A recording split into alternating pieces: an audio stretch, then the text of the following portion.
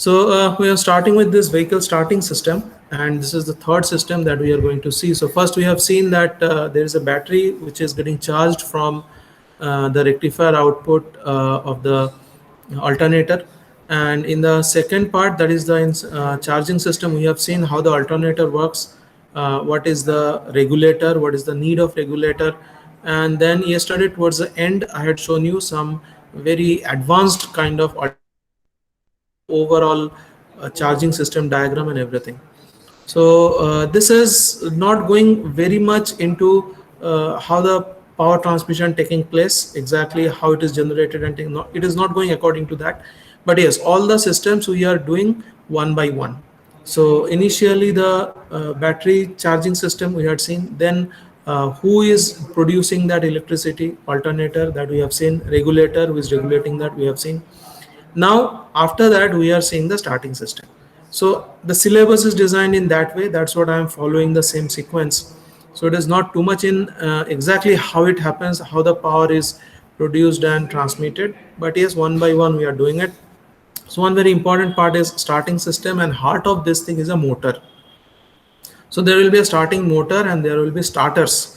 So yesterday's discussion or second topic and first topic, batteries, was too much into electrical oriented.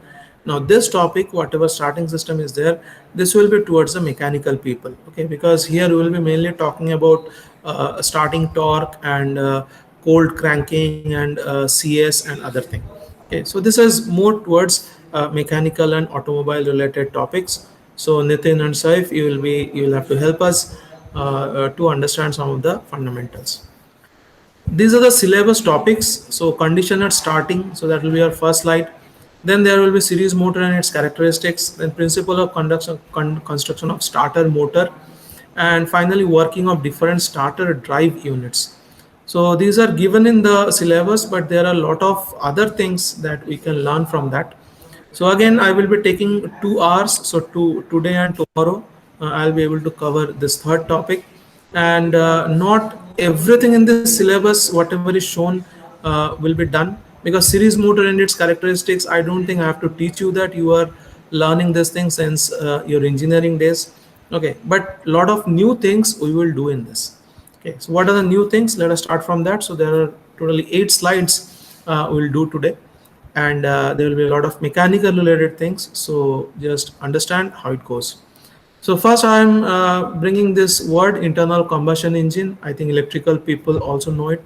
If you are having any doubt in between, please unmute yourself and ask. Do not hesitate. So internal combustion engine, that is a ICE, requires the following criteria. So this is the first thing. This is the first question. If you see the previous slide, condition at starting. What are the starting conditions? What are the conditions to be satisfied to start an engine? So internal combustion engine requires the following criteria in order to start and continue running. So this is a very big question. Every of these topics are having these things. What is the condition for charging? What is the condition for battery? All those things will be the first slide, first question for every of these subtopics. So there are mainly 4 criteria, there are mainly 4 needs that the vehicle has to satisfy. First thing, there should be a proper combustible mixture of fuel and air. So we know the fuel goes inside the engine, the air goes, so there is a proper mixture is produced between fuel and air, and that is actually given to the engine, and then the combustion happens. So there is a proper combustible mixture preparation of fuel and air, then only the car will start or engine will start. So compression stroke of the engine, so there are different compression strokes, 2-stroke, 4-stroke. The power output efficiency of the engine depends on the stroke characteristics. So compression is the stroke where mainly the energy is produced, or so there is the compression stroke of the engine is a very important part. Mechanical people can guide us through with better knowledge. A form of ignition. So whenever the combustible mixture is created, then it has to be ignited to generate the power. So these 3 are the very basic thing which are required, and whenever these 3 things are ready, that is, a combustible mixture is prepared, the compression stroke is ready to operate, ignition has happened. Okay, so these 3 things should be perfectly produced, and in order to produce the first 3, the minimum starting speed must be achieved. And we will see that how much is the minimum starting speed. So this is the fourth and a very important criteria. The minimum starting speed for starting the engine is about 100 rpm. So first two things and a starting engine speed of 100 rpm, all these four things are to be created. So in order to produce the first three of this, the minimum starting speed must be achieved. This is where the function of classic starter comes in. So when all these three things are ready, then the starter comes into picture. It elevates the engine speed up to 100 rpm and all, and then all these four things comes together, starts the engine. The ability to reach this minimum 100 rpm speed is depending on 8 main factors. So this slide, the first 4 things and below 8 factors. So this 12 lines you have to understand, you have to remember, and you have to produce in the exam whenever asked.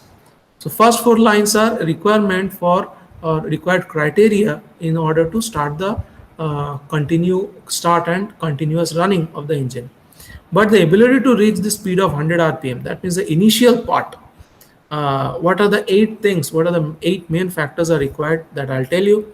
First is the rated voltage of the starting system. So there is a pre-specified rated voltage that has to be achieved. Lowest possible temperature at which it must be possible to start the engine. So we have seen the cold starting minus 20 degrees centigrade is generally the value at lowest temperature at which the engine can start. So if specifically some engine is designed, it can start even minus 30, minus 40. But for a country like India, whatever cars we are having, minus 20 degree is kind of a lowest limit. So there is a lowest possible temperature at which the car must start, that is cold start. In that case, the torque and other things, starting torque required will be very high. So there is a very good graph, and that graph will be the heart of this understanding. I will show you that graph. So this is known as the starting limit temperature. So this is another definition. If you have pen and paper, just write down. This will be the first definition which can be asked for 1 mark quiz question. So what is meant by starting limit temperature? So it can be lower side, it can be higher side. So at lower side, you will be requiring higher, very high energy to start the engine. So at minus 20 degree, you will be requiring very high energy. So we have seen in case of battery and all these things. So there was something called a CCA. CCA was a kind of a specification which was saying in 1 minute, the engine was drawing actually 170 ampere, whether battery can supply that or not. Okay, so that thing comes at this lower starting limit temperature. So at very less minus 20 degrees centigrade or so, very high current has to be supplied by the battery to the starter, and through the starter it will start the engine. So whether it can supply that or not. Okay, so that is actually telling us about starting limit temperature. Value is minus 20 degrees centigrade. Engine cranking resistance. So engine won't crank initially very easily. So it will be offering some resistance, and we have to overcome that, and we have to start the engine. So in other words, the torque required to crank the engine at its starting limit temperature, including the initial stalled torque. So we have to overcome the initial stall torque. We have to overcome the very less temperature by putting much more energy initially very fast. So at starting very high torque, we have to apply from the starting system. Okay, so for that, that motor will be required. So this engine cranking resistance, we have to overcome this. Initial stall torque, we have to overcome this. Very less temperature, we have to overcome this, and all have to be overcome in one shot, like an impulse kind of a function. So very fast, we have to input very high amount of current for cold cranking for the engine to be started. Battery characteristics, the fourth point. Yes, we have to supply maybe 170 ampere in 1 minute. That kind of CCA characteristics will be required at this cold cranking time. Voltage drop between the battery and the starter, it should be as less as possible. So there are connecting wires between battery, starter, and for other electronic components. So the voltage drop in all these electronic components, or it is actually called as copper loss. In our home also there are a lot of wirings. So in that wirings they are carrying current. So I square R loss is there. That loss should be as less as possible. So between the battery and the starter, voltage loss should be as less as possible. Start to ring gear ratio. So we'll be seeing this thing later on. Characteristic of the starter. So what is the characteristic of starter? That also we'll be saying it should be aligned with the starting mechanism. So main thing is huge amount of torque should be applied initially in one shot. And last thing is minimum cranking speed of the engine at the starting limit temperature. So it was told that initially 100 RPM was required to start the other features. So these are the 8 characteristics which are mainly required for starting the engine or starting the whole system. So now let us see. So this 8 and this 4. So first 4 are actually the criteria in order to start and continue running, and last 4 are the criterias or the 8 criterias which is required actually for starting the engine through a 100 RPM speed. So if we want to get a 100 RPM speed, this 8 things are must. 8 things are required. The most important graph I told you is here. So we have to understand this graph as good as possible. So we have to understand it properly. So an important, so this is the engine starting requirement and starting limit temperature, this thing. And there are a lot of theoretical lines we have to go through, and let me explain. An important consideration to engine starting requirements is the starting limit temperature. Okay. And you can see this graph in the right side, and you can see that there are 2 lines. Okay, so here there are 2 lines, that is line A and B, which is actually the relationship between. So here 3 things are mentioned, that is ST is starter torque, ET is engine torque, and CS is cranking speed. So if you see the graph A and B, okay, what you'll be finding is, so now I'm telling you the most important thing, and if you want you can write it down. You see that first A graph is plus 20 degrees centigrade, and that is actually giving us ST. So ST is here, that is the starting torque. Okay, and you can see that for minus 20 degrees centigrade the line is below, that is the B graph. So for plus 20 degrees centigrade line is up, for minus 20 degrees centigrade the line is down. So x-axis is engine revolution per minute, and y-axis is how much is the torque. Unit of torque is Newton meter. What we find is from the graph A and B. So exactly this is the way you are supposed to explain. The graph in the right shows that as temperature decreases, so you can see the graph A and B, compare this. For higher amount of temperature, plus 20 degrees centigrade, you are finding that starting torque is high. Okay, that means we are already getting a higher at plus 20 degrees centigrade.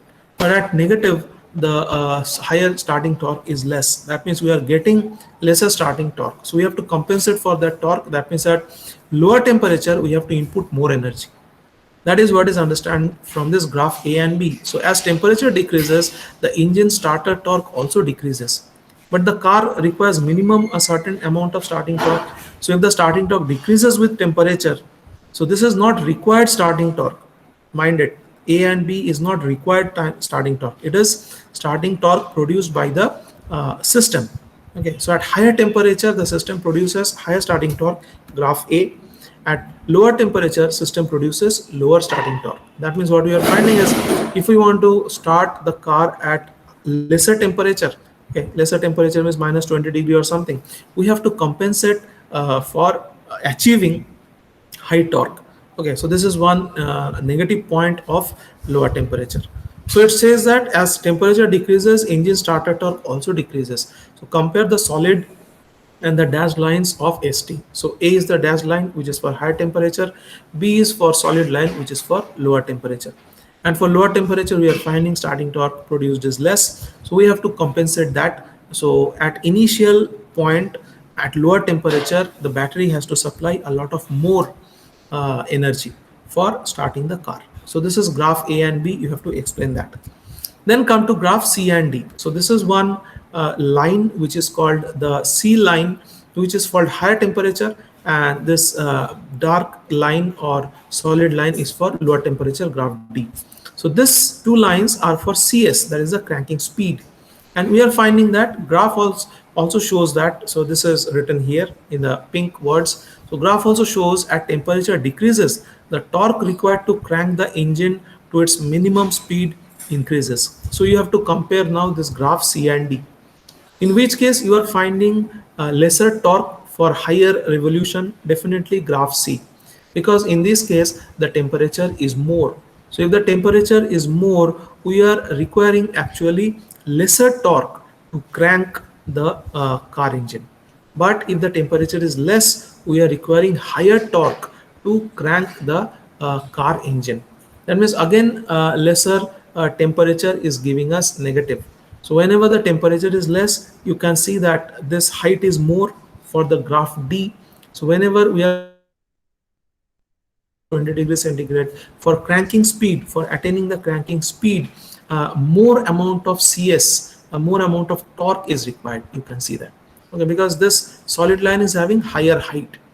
Okay, but the same cranking speed can be achieved for very lower torque, for very lower applied torque when the temperature is high. So from both these things, from both these graphs, so this is A and B is one set of graph which is talking about starting torque. Starting torque produced by the system is less. Okay, that is graph B. That means we have to compensate that with external supply. So battery and all this thing has to produce some external torque so that engine can be started. So for lower temperature, lower torque is produced by car. We have to compensate that by other means. Okay, that is the first thing. And second thing, if you are comparing these two, minus 20 and plus 20, there is a C and D graph. What we'll be finding is to achieve the cranking speed at higher temperature, we are requiring lower torque. That means minimum amount of torque and it can start the engine, it can crank. Same thing at lower temperature, we require higher torque because this solid line D is above the dashed line C. So these two graphs you have to explain very properly when it is asked in the exam. And what is the question? Engine starting requirement and starting limit temperature. So starting limit temperature, negative side is minus 20 degrees centigrade and positive side is said as plus 20, but in a country like India it goes way above plus 20. Okay, because generally 30-40 degrees centigrade temperature are there in India. One more detail is given. So from these details, I can ask quiz question. So typical starting limit temperature are minus 18 to minus 25 for passenger cars. Okay, that means the four-wheelers and all that we drive, we have. Okay, and minus 15 to minus 20 degree for trucks and buses. So these are actually called big car. They are service cars. So these limits also you should remember. So lowest limit, lowest temperature at which the engine of that car can start. For four-wheelers and all that we have, it is minus 18 to minus 25, and for big engines, that is car and buses, it is minus 15 to minus 20. Starter manufacturers normally quote both minus 20 degrees centigrade and plus 20 degrees centigrade. So this is the limits of lower side and higher side of starting limit. So in the previous slide only we have brought this concept of starting limit temperature. So the range is given minus 20 to plus 20 by the car manufacturers. So this is the most important graph. This is the most important slide in today's 8th slide for the lecture. Then starting system you can find. So starting system of as part of the complete electrical system you can find out. So a little bit cut has happened in the title. That's what I'm telling. It is called starting system as part of the complete electrical system. So here you can see this block diagram and you're finding there are three things at the heart. Okay, so one is battery, one is ignition and starter switch, another is the starter. So these three together is the starter system boundary. So this green thing, okay, is actually the starter system. So these are the main three components. You have to explain each of this component if this question is asked. So explain starting system as part of the complete electrical system. You have to explain each of these things. So there are 6 blocks you can find: ignition, ignition and starter switch, battery, starter, lighting and other system, and charging system. So first you have to explain this whole starting system as a part of complete electrical system. So towards this pink line, pink border, you can say this is the vehicle electrical system boundary. So all the electrical systems that are there inside the vehicle are falling within this pink rectangle. Okay, so everything related to electrical is inside this. But at the heart of it, there is the system for starter. So that is green block, green rectangle is the starter system boundary. And so starter system are having 3 blocks: ignition and starter switch. So these are the main electrical component to give the car the start and generation of electricity. And where are the usage? Okay, where are the loads? So loads are coming in the ignition system. So this is a very big load, because if the car is not ignited, if the car doesn't start, there is no use. So this is the first thing, most important usage for the starting of the car. Then there is lighting and other systems. Okay, so lighting, accessories, AC, sound system, maybe there are some audio, video, multimedia, all those things. So some cars are having radios and it can have antennas and communication. So all those things are coming here in this lighting and other systems. And next is charging system. So charging system is related to battery, that's why this arrow is there. So look at these arrows, these are also very important. So ignition, starter switch is connected to starter, battery is also connected to starter. So this ignition command is coming from the ignition and starter switch, and battery is supplying the power, and the starter is actually starting, and it is actually starting and giving it to the ignition system. And actually this is giving, when this ignition system is starting the car, then lighting and other systems can work. So try to understand all these arrows: battery to ignition, starter is actually helping the ignition system to be started. Then when ignition is started, then electricity can go to the lighting and other system, and charging system is connected to the battery is connected to the lighting and other system, battery is connected to ignition and starter switch, ignition and starter switch again is connected to the ignition system. So we'll be seeing the ignition system next. That will be our fourth topic in this module, module 1. Okay, so we have completed battery, we have completed the charging system, we have completed the rectifier and other thing. Now ignition is remaining, so that will be started in the next to next day or whatever. Okay. So this is the starting system as part of complete electrical system, and you can see in the right side there is a Honda starter motor, and starter actually is an isolated component within the vehicle electrical system, and this is only used at the starting part. So at the starting part, suddenly we have to give an impulse, we have to give a thrust so that the vehicle can get started. And battery is of prime importance, because at starting, if the battery is not fully charged or battery is not sending the required supply or required charge, then the starter motor is of no use. Okay, so at initial stage, this battery is of prime importance, who gives the thrust to start the engine. So this can be one question asked, that is explain the whole vehicle electrical system boundary, which is written here at the bottom of this slide, third slide. And inside that, where exactly the starter systems are placed. So starter system boundary is placed at the center of overall vehicle electrical system. Okay, because starter is there at the heart of it, and you have to explain. And what are the other systems? You prepare a list of it, and other systems you have to explain. So main thing is starting and ignition, and actually that is getting the supply from the battery. So battery should be properly charged. So this is the third slide. Question can be asked: starting system as a part of complete electrical system should be able to understand. Here onwards, 3 slides, every line you have to understand, every line will be explained to you. We have started designing actually the starting system. So the starting system of any vehicle must meet a number of criteria other than the 8. So previously I had given you 8 criteria to reach to 100 RPM speed. Other than that, there are 4 more explained here: long service life and maintenance free operation. So the starting part should be having long service life, and there should not be any maintenance, or as less maintenance as possible. Second, continuous operation and order, always ready to operate. So it should not happen that sometimes the car starts, sometimes it doesn't. Should not happen. Should be continuous operation and always ready to operate. Third thing is it should be robust. Robust means, so actually robust is having a different meaning in control system. Robust means multi-input, multi-output. That is, as far as control system is concerned, that is the meaning of robust system. But in our case here, the robust is used as an English word. Robust means it should be able to withstand very high starting torque. It should be performing very well under huge vibration, because road conditions might not be proper, so vibration might come. Then also the starter should not go bad, starting system. It should be very sturdy, it should be very robust. So robust here means sturdy, not multi-input, multi-output.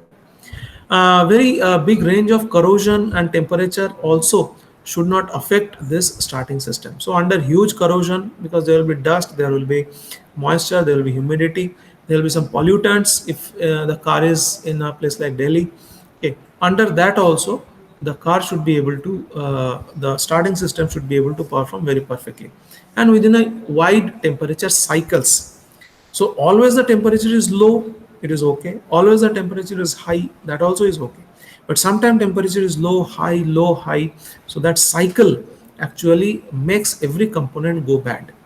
Even if there are temperature cycles, low, high, then also the starter should be able to cope up with any kind of cycles of temperature. And fourth thing is lowest possible size and weight. So size and weight of the system should be less, and then also it should be able to perform very good. So general layout of the starting system is shown here in the right side top. It is important to determine the minimum cranking speed. Okay, it was 100 rpm for the particular engine. This varies considerably with the engine and engine type. Some typical values are given for a temperature of 20 degrees centigrade, so from -20 to +20. So here you can see that right side, so this big thing right side is the engine. Okay, so IC engine, whatever we say, 4-stroke engine and all. And there is a flywheel is actually storing the energy. It will be explained to you later on. So there is an engine. This engine is connected with the, so where is the alternator? So if you see, this is the alternator here. Okay, because from here we are getting AC, that AC is rectified into DC, and that DC from this alternator is connected to this battery. You can check here. So battery is here. So from alternator, one line is going from here and coming to the battery, and here is the battery ground. Battery is having two terminals between this point and this point. Between these 2 points of the battery, which are called as posts. Okay, between these 2 points you will be getting plus 12 volt. So such two 12 volt batteries are kept in big vehicles like truck and all. So we'll be having 24 volt supply. Okay, and here is a starter switch. So yesterday only we had shown, so there is a warning light, and starting switch is coming in series. Okay, so this is the starter switch. So here this is the alternator, and from the engine to the alternator, so all this pulley and other arrangement is there. So there are mechanical power transfer from the engine to the alternator. Okay, so this is that thing. So here is the starter. Okay, so before alternator there is a starter, and there is the starter pinion. Okay, and there is the engine. So this is a diagram you have to remember. This is called starter system general layout.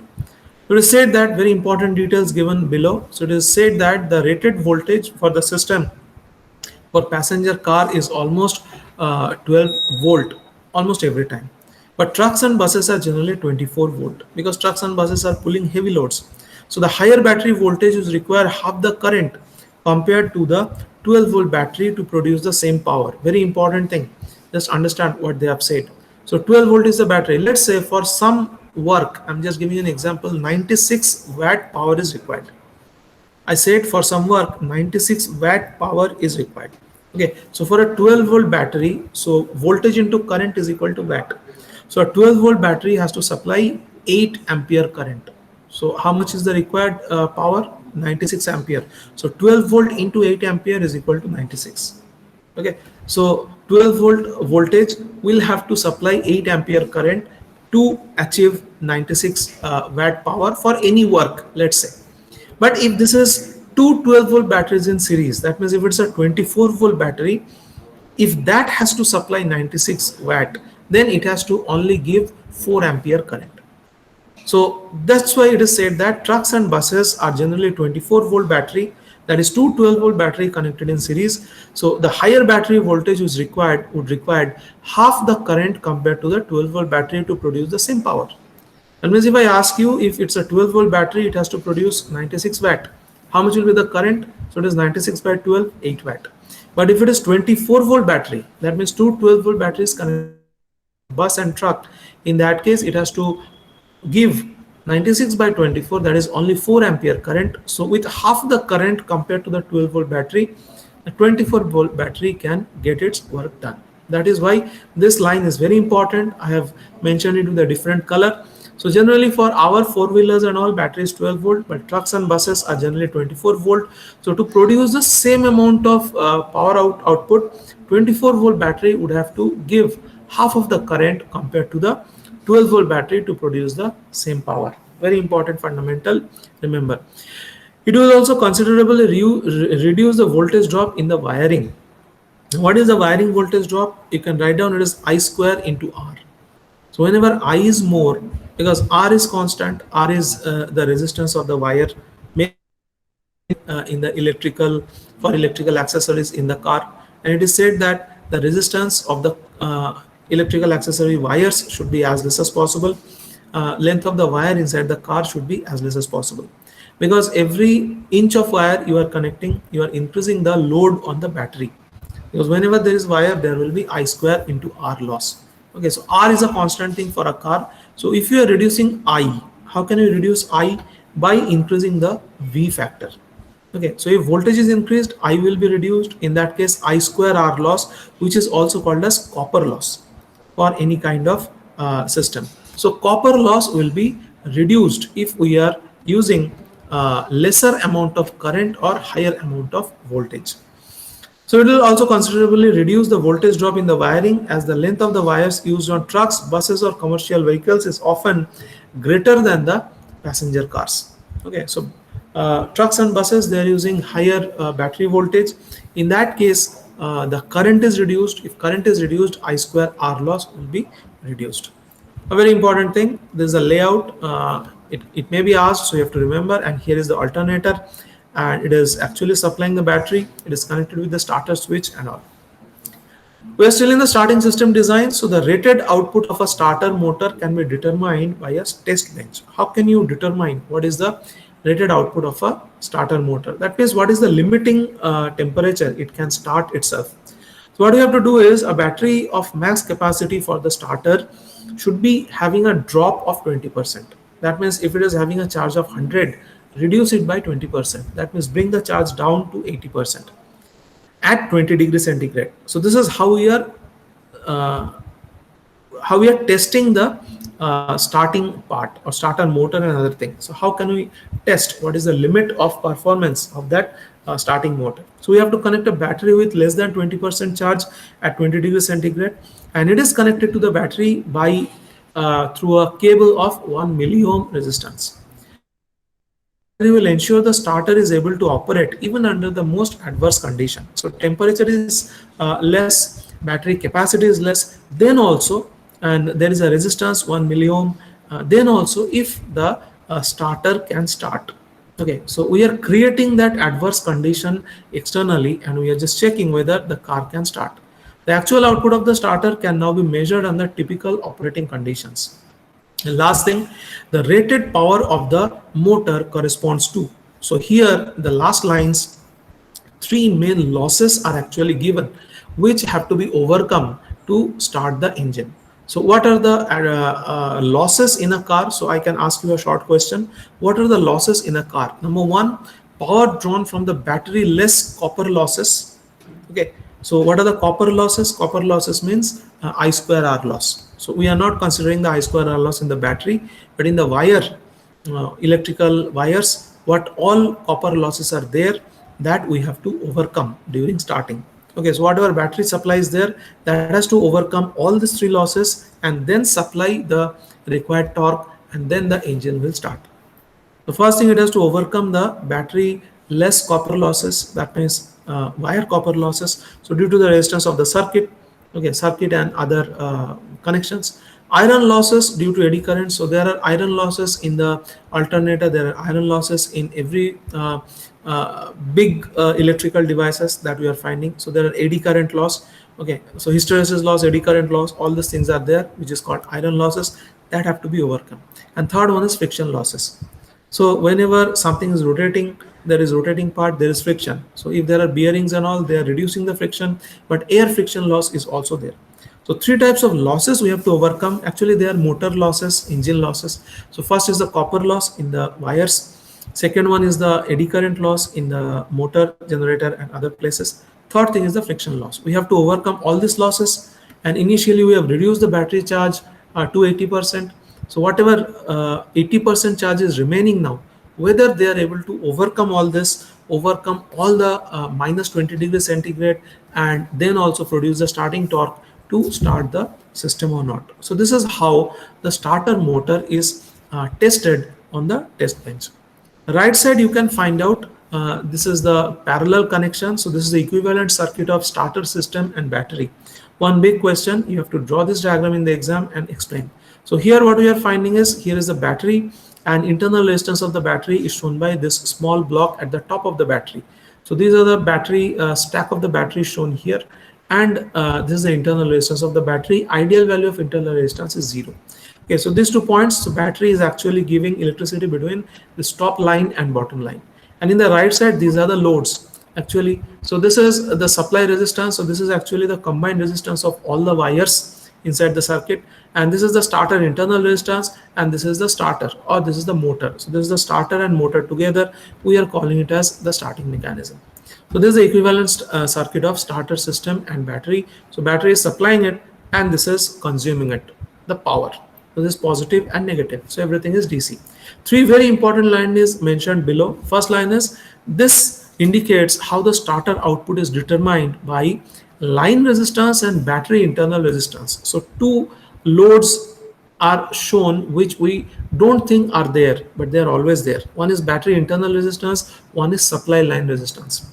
We cannot see this externally, but it is always there, because whenever there is some wire, there will be some resistance. So battery internal resistance is there and supply line resistance is there. All are copper losses. So these are the two resistances. The lower the total circuit resistance is, the higher output will be achieved from the starter, from the overall system, and battery efficiency also will increase in that case. So very prime requirement for vehicle designing, we have to reduce the electrical wiring as much as possible. So starting system design considerations, so same diagram is shown here, whichever is shown in the previous slide. That is battery internal resistance, and this is the supply line resistance, and below is the starter and motor combination. So there are two other considerations when designing a starting system. So this is another very big consideration we have to see. Number one, the location of the starter on the engine is generally predetermined. Okay, so where to put the starter, generally it is predetermined. While designing the car, it is determined, but the position of the battery must be considered wisely. Okay, so if the battery is closer to the starter, the cables will be shorter. So always we have to make the distance between the battery and the starter as short as possible. That is what is the consideration one. So this is the main two consideration, two main other considerations of the starting system design. The location of the starter is predetermined, but the position of battery must be wisely placed. Battery must be wisely placed so that the distance between the battery and the starter cables is very less. This will minimize the copper loss, that is the I square R loss, okay, and increase the system efficiency. Cables with a greater cross section area, and whatever wire we are using, length of that thing should be as less as possible, and it should be multi-strand wire. It should be wires with thicker diameter. So that is what they are. Cable with a greater cross section area, thicker or multi-strand cables ensure a lower resistance. Second design concept, it is said that depending on the intended use of the vehicle, special sealing arrangements. So this is the second consideration. Special sealing arrangements on the starter may be necessary to prevent ingress. Ingress means entrance of contaminants. So contaminants should not enter the starter. So dust, contaminants, pollutants, humidity, they are actually the enemy of the starter motor and starter system. So special sealing arrangement, this is the second consideration. So first consideration is the distance, wire distance between the battery and starter should be as less as possible. Second is special sealing arrangement has to be made so that the ingress of humidity, pollutant, any kind of other things, other should be stopped to enter the starter. So starters are available designed with this thing in mind. This may be appropriate for off-road vehicles as well. Choosing a starter motor. So this graph is already explained to you, A and B. If you compare, you'll be finding that if temperature is high, okay, we are having already a higher starting torque from the system. So we have to give lesser energy from the battery to start the car. On the contrary, if the temperature is less, we are getting less starting torque. So the remaining starting torque has to be compensated by the battery. So understand this A and B graph very properly. C and D graph, if temperature is high, we are already getting a higher amount of revolution at lower cranking speed, okay, at lower torque. But to generate the same torque, to generate the same speed, we are getting D graph. So it is engine torque. So engine torque required will be higher, okay, in case the temperature is less.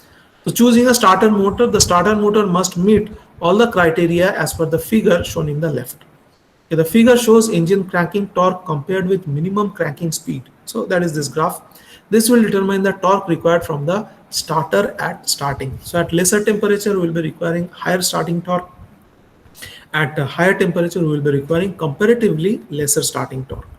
Manufacturer for starters or motors provide starter motors provide data in the form of characteristic curve. So we'll be seeing the characteristic curve in the next slide for DC series motor, shunt motor and all, whichever is used for starting. The data will show that torque, speed, power and current consumption of the starter at minus 20 degrees centigrade to plus 20 degrees centigrade. So these are my starting limits, or these are the limits within which the car should operate properly. Okay, the power rating of the motor is quoted as the maximum output at 20 degrees centigrade using the recommended battery. So maximum output we are getting automatically at 20 degrees centigrade. Minimum we are getting at minus 20 degrees centigrade. Hence, at minus 20 degrees centigrade, the battery should compensate for maximum amount of energy. At plus 20 degrees centigrade ambient temperature, the battery compensation energy is least. That is what we can find. So this is the last slide, and here I am actually showing three characteristics. So we know what is a motor. So motor is actually requiring two things. One is it is requiring a external. So actually motor is electrical to mechanical energy converter. So we are giving two energy inputs. One electrical energy input we are giving to the motor. Okay. This DC motor. So we, by means of brush, we are connecting external DC supply to the armature, and we are also giving the electricity in the field. What is the field? As it is in the alternator, the field supply is creating an electromagnet. Okay, so two supplies are given. One is given to the armature by means of brush. So this is the brush which is shown exactly at the outskirt of the circle. Okay, so brushes are given external supply, that is the armature conductor, that is the electrical conductors, electrical current carrying conductors, and that is in the field of magnetic flux. So how this magnetic flux are created? For that also we have to give a field supply. So there are two supplies, field current supply and armature current supply. When this field supply and armature supply are in series, this is called series motor or series bound motor. What is the characteristic? Very high starting torque. If you check this graph, this is actually the speed torque characteristic. Okay, x-axis is torque, y-axis is speed. Speed is in RPM, torque is in Newton meter. So you can see this graph. This is actually the graph of series wound motor, so which is having highest amount of speed and starting torque. Okay, so starting torque for TS characteristic, that is torque with time. Okay, so actually TIA characteristic, I'm sorry, that is TIA characteristic. It will be finding that very huge starting torque the series motor can produce, and that's why this is the main choice for starter motor. Okay, so you can check here, starter, the speed is very high at the starting for a series wound motor. Series motor or series wound motor. There is a shunt. So why this is called series motor? Because the field, the series field winding or the armature winding, both are in series. So electrical supply is connected between these 2 points. So DC is connected between this ground and this positive. The whole circuit is like a loop. Okay, so whatever current is flowing to the field, the same current is flowing to the armature. Here we are finding that the shunt field winding, which is creating the magnetic flux, and the armature, they are actually connected in parallel. Okay, so shunt bound DC motor for constant speed independent of torque. So torque can be anything. You can find here, this is the dashed lines. Okay, this is the most very faintly DC shunt motor, and for very high starting torque we are using DC series motor. So as the torque is increasing, its speed decreases. So initially the torque is initially the speed is less, very high torque we can find. So you can see initially the speed is less, very high torque we are finding. So when the car is starting, initially 100 revolution per minute, that is the cranking speed, and the vehicle torque is very high. Okay, so for creation of very high initial starting torque, DC series motor is used. Characteristic is the series winding and shunt winding, they are in series. Shunt winding, shunt motor, a series winding or armature winding and field winding, they are in parallel. They are used for actually constant speed application. And here it is shown that combination of these two. So if you are combining series and shunt, we are getting actually two types of compound motors. One is called as long shunt, another is called as short shunt. So if you are connecting, so this is the series winding, this is the shunt winding, and this is the armature. Okay, and if the shunt winding, so this is the external series winding, series field winding, it is there. So if you are connecting the shunt winding across this M, then it will be called as a short shunt. And if you are connecting this shunt field winding across series winding and M, then it is called as a long shunt. So this line you can see, okay, so this much is connected for the shunt field winding, so this will be called as a short shunt, and the shunt is connected across the series winding and motor. So this is an extra winding we are finding in case of the compound motor, that is the series field winding. So this is called as compound DC motor. Compound can be two types. One is called as long shunt, one is called a short shunt. So they are actually their performance is in between the series motor and shunt motor. Okay, so they are actually, we are adding or subtracting the effect of series and shunt, but for your starting purpose, what motor we are using is the DC series motor, because this is producing very high starting torque. So this characteristic shown in the right, and this is the winding, that is the series wound DC motor. These two you have to understand. So next day we will start this series motor